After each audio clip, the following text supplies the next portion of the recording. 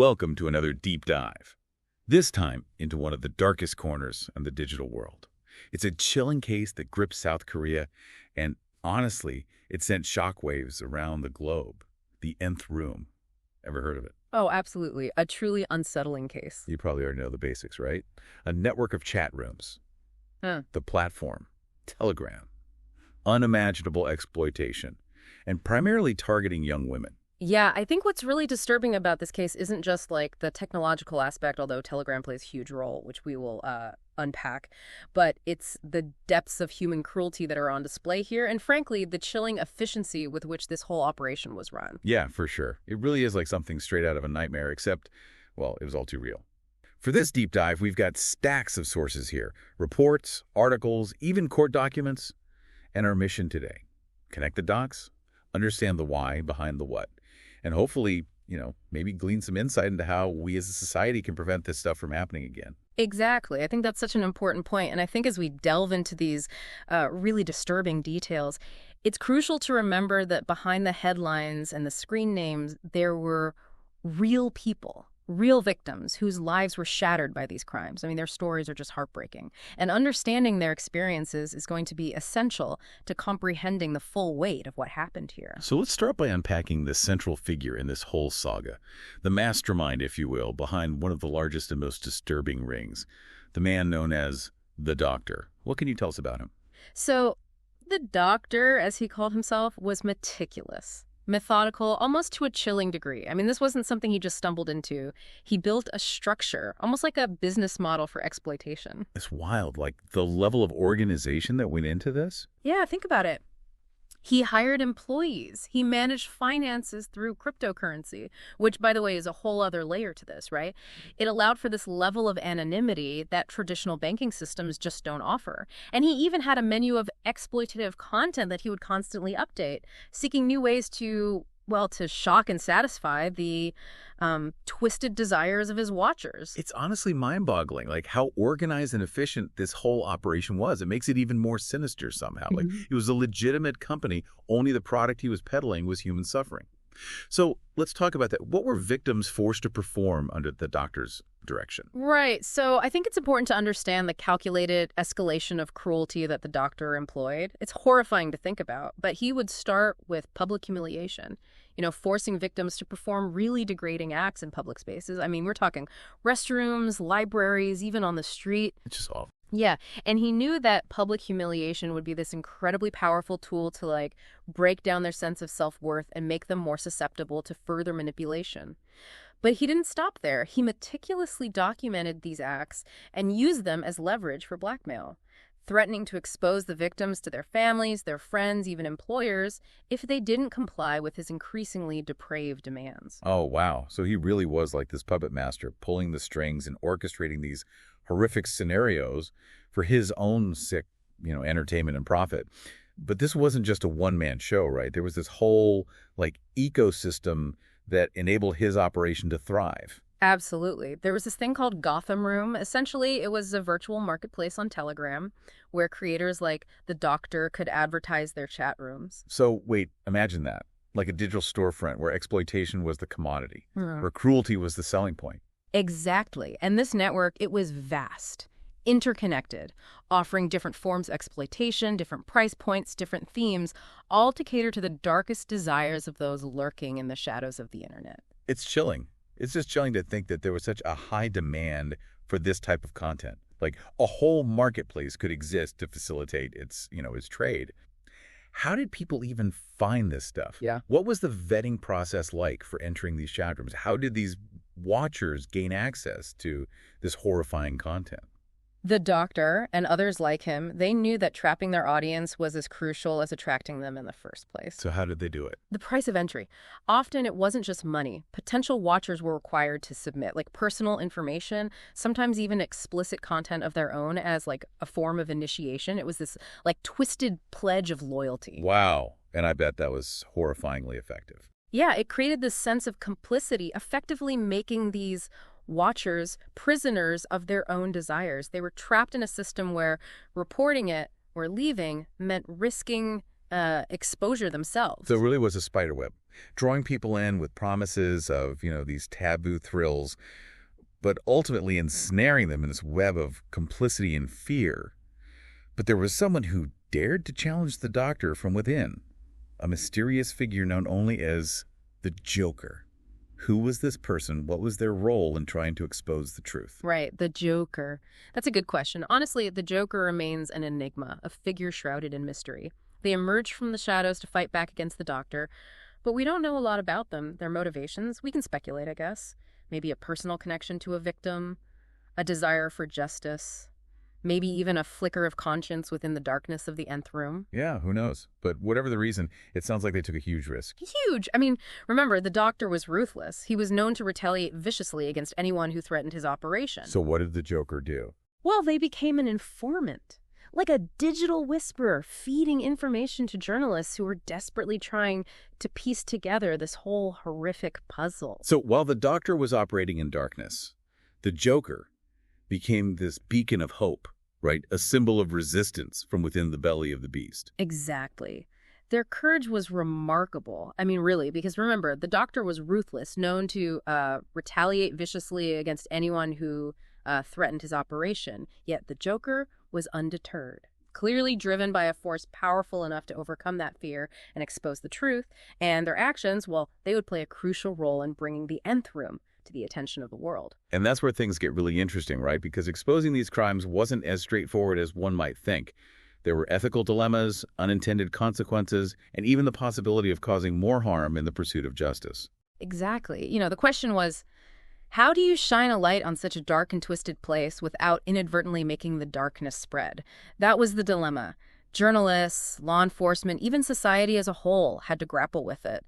And the answers weren't easy to come by. It was, imagine, right? The task facing the police. It was like this digital maze where anonymity was the currency and encryption was the shield. Yeah, it sounds like a nightmare for an investigator. It was. I mean, they were chasing ghosts in the machine, right? Trying to trace the Doctor's online movements, his financial transactions, all while facing the constant threat of him just disappearing completely into the vastness of the internet. So how did they eventually corner him? It was a combination of things. Old school detective work, the stuff you see on TV, but also like cutting edge digital forensics. So the best of both worlds.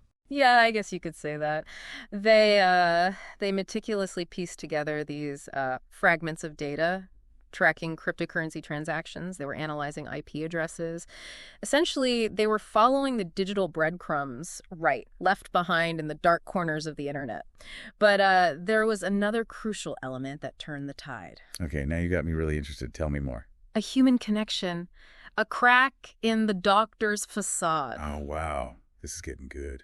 One of the Doctor's own employees, someone who was deeply involved in the operation, started having second thoughts. Really? Wow. So someone on the inside. Yeah. Maybe the weight of their actions, the horrifying reality of the content they were helping to distribute, maybe it just became too much to bear.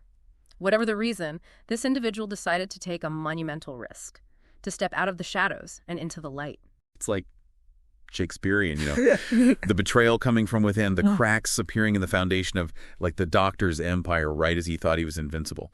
So this employee, they became like an informant for the police, risking everything to expose the truth. Exactly. This individual provided crucial information to the police, details about the Doctor's true identity, his location, even some of his online aliases.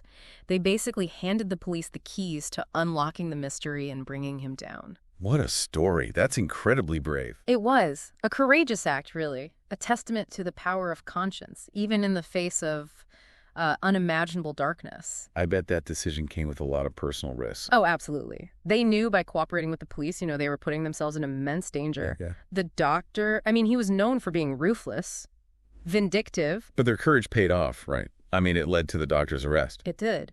The information they provided, it led to a warrant. Then a raid on the Doctor's apartment, and finally his arrest. I can only imagine what the police found in that apartment. It was a chilling scene. There were computers everywhere, hard drives, mobile devices, all containing this vast archive of horrific content. Wow, just wow. The evidence was overwhelming, undeniable proof of the Doctor's crimes, but Beyond the digital evidence, there was something even more disturbing. Oh, what? Meticulous records, spreadsheets, lists containing personal information on hundreds of victims, their lives meticulously cataloged and categorized. They were reduced to, data points in his twisted game. It's like he dehumanized them completely. He did. Turn them into entries in a database, stripped them of their individuality and their dignity. So with all of that evidence, I'm guessing the case against the doctor was pretty airtight? It was. He was charged with a laundry list of crimes, production and distribution of child pornography, blackmail, coercion, assault. The list goes on. But, and this is important, the investigation didn't stop with the doctor. Oh, good. Because he wasn't the only one responsible. Right. The police, now armed with all this new information they had uncovered, started going after the watchers, those who had funded and fueled this whole horrific industry. This is the part that's so interesting to me. The idea of holding, not just the creators accountable, but also the consumers, the people who might think they can hide in the shadows their complicity, obscured by the anonymity of the internet. Were they successful in identifying and apprehending these watchers? They were. Hundreds of individuals who had accessed and paid for the doctor's content were identified and arrested. Wow, hundreds. That's amazing. It sent a powerful message that watching, that passive consumption is not a victimless crime. It's a form of complicity that perpetuates the cycle of exploitation. It's a crucial point, and I think it gets to the heart of what makes this whole case so disturbing. It forces us to confront, uncomfortable questions about our own responsibility as consumers, as bystanders in the digital world. Exactly. It's a stark reminder that we can't afford to be passive observers. We have a moral obligation to speak out against injustice, to report harmful content, to make it clear that exploitation in any form will not be tolerated. So the doctor was behind bars, his network dismantled, but there was still another key player in this whole twisted saga. God, a figure who seemed driven by a different kind of darkness. What became of him? God was apprehended as well, partly thanks to the information that came to light during the doctor's trial. Interesting. So, one domino falling led to another. Right. It turned out that their paths had crossed at some point, Their digital footprints were intertwined in the dark underbelly of the internet. It's kind of wild to think about. It is. And the similarities between the doctor and God were chilling. While the doctor might have been primarily driven by profit, like a businessman, God seemed fueled by something more sinister, a sadistic desire for power and control over his victims. It's almost like they represent, two sides of the same coin. Right. Two different manifestations of the same evil. Exactly. Yeah. And the fact that they had interacted, even collaborated in some ways, it speaks to, the interconnectedness of this online world, how easily these predators can find each other, share tactics, and reinforce their twisted worldview. So I'm guessing they both got pretty hefty sentences. They did. Both the doctor and God received lengthy prison sentences. It was a testament to the public outrage that their crimes had ignited, and also a signal from the justice system that such exploitation would be met with the full force of the law. It's reassuring to know that justice was served, that these perpetrators were held accountable for their actions. But I wonder about the impact of this case on South Korean society. Did it spark any conversations or any calls for change? Oh, it did. The Nth Room case became this defining moment for South Korea, a societal reckoning that forced them to confront uncomfortable truths about their own culture. Really? That's fascinating. So it wasn't just about catching criminals. It led to something more profound. It went far beyond catching criminals. The Nth Room case exposed these cracks in the foundation of South Korean society, right? It shone a light on deeply ingrained misogyny, a culture of victim blaming, and this reluctance to address issues of online exploitation. It sounds like the case, rip the Band-Aid off a festering wound, exposing the darkness that had been lurking beneath the surface. Yeah, precisely. And while that exposure was painful, it was also necessary, right? It sparked a national conversation, this wave of activism and advocacy demanding justice for the victims and demanding systemic changes to prevent such horrors from happening again. So the Nth Room, it wasn't just a criminal case, right? It sounds like it triggered this almost like a cultural earthquake in South Korea, forcing them to confront some really uncomfortable truths about themselves. You're exactly right. The case shone a harsh light on some deeply ingrained issues: misogyny, a pervasive culture of victim blaming. It's just awful. There's this tendency, right, to question the victims, why these women and girls didn't speak up sooner, or why they didn't fight back harder against their abusers. Sadly, yeah. That's a reaction we see all too often in cases of sexual violence and exploitation. It's a way for society to, like, distance itself from the uncomfortable reality of these crimes to protect our own sense of security by believing that it could never happen to us, that we would somehow act differently. It's a dangerous and damaging narrative for sure. It silences victims, makes them afraid to come forward, and ultimately it allows perpetrators to continue operating with impunity. Okay. But you mentioned this wave of activism and advocacy, right? Like the case also ignited this movement for change, a refusal to just accept the status quo. It absolutely did. The Nth Room case, it galvanized a new generation of activists, particularly young women who were they were determined to fight for justice, to challenge the patriarchal structures that had allowed this kind of exploitation to flourish. What did that movement look like? What were they demanding? They took to the streets, they organized protests, launched these huge online campaigns demanding justice for victims, calling for systemic reforms. There were calls for stricter laws against online sexual exploitation, better support services for victims, and these really comprehensive education programs to address gender inequality and promote a culture of consent. So it was about more than just punishing the perpetrators. It was about addressing the root causes of this exploitation, changing the cultural landscape that allowed these horrors to take root. Did these efforts lead to any concrete changes? They did. The Nth Room case, it became this catalyst for legislative reform in South Korea. The government, they introduced new laws. They significantly increased penalties for online sex crimes, particularly those involving the production and distribution of child pornography. And they also allocated more resources to support victims, to develop prevention programs aimed at educating young people about the dangers of online exploitation. It's encouraging to hear that the case had a tangible impact, that it spurred lawmakers to take action, to actually strengthen the legal framework to protect potential victims.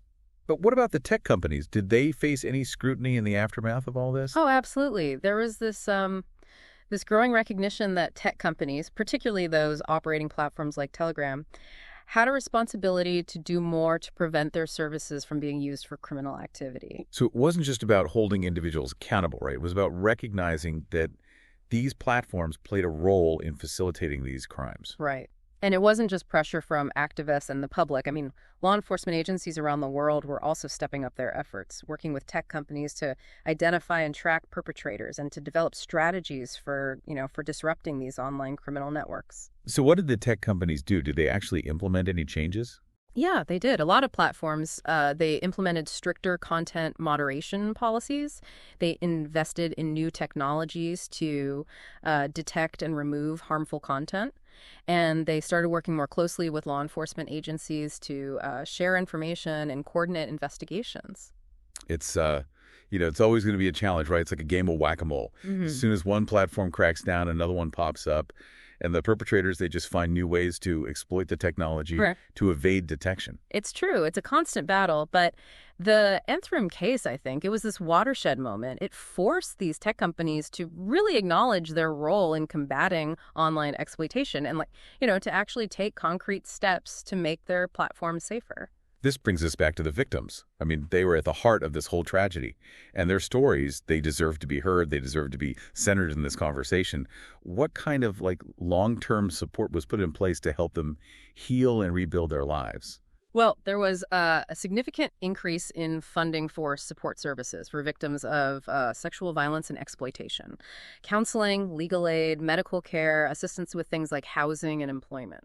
So it was about providing holistic support, recognizing that the trauma of these experiences goes far beyond just the immediate, the physical and emotional harm. Exactly. The focus shifted to empowering survivors, helping them reclaim their agency, giving them the tools they needed to navigate the long and difficult journey of healing. This whole deep dive has been a roller coaster, honestly. Anger, sadness, but also a glimmer of hope that positive change can emerge from even the darkest of situations. Okay. What do you think is the most important takeaway from the Nth Room case? I think for me, it's the recognition that online exploitation isn't just a South Korean problem. It's a global problem that requires a global response. Yeah, for sure. We can't just turn a blind eye and pretend it's happening over there. We have to acknowledge that these crimes can happen anywhere, that the internet has, blurred the lines between countries and cultures, Right. and that we all have a role to play in creating a safer digital world. Absolutely. We need international cooperation to share information, to track down perpetrators across borders. We need to develop effective prevention strategies, and we need to hold tech companies accountable, regardless of where they're based. And most importantly, I think we need to continue raising awareness, Yeah. educating young people about the dangers of online exploitation, and fostering a culture of respect and consent online. It's a reminder that the fight for online justice and safety is an ongoing battle, one that requires constant vigilance and a willingness to challenge the status quo, and ultimately a commitment to creating a digital world where everyone can feel safe, respected, and empowered. Yeah, and I think perhaps the most profound legacy of the Nth Room case is that it showed us the power of collective action, how horrific tragedy can spark a movement for change, and how ordinary people can come together to demand justice and create a better future. It's a reminder that even in the darkest of times, hope can emerge. Yeah. And that together we can make a difference. Thanks for joining us on this deep dive. It's been a journey, but an important one.